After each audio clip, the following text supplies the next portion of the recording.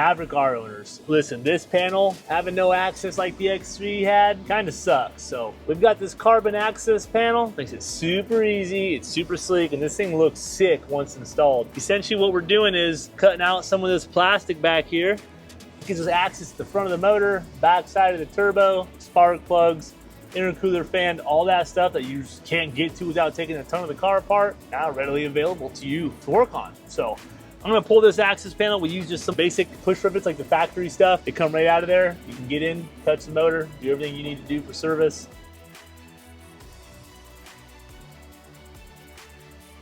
All right guys, with the panel cut away like this, you have plenty of room. You've got turbo access down here, spark plugs right there, oil cooler, sensors, super clean and easy. And when it's back on there, just like that, covers it right up like it was meant to be there. Carbon fiber, you can pick these up, rpmsidebyside.com.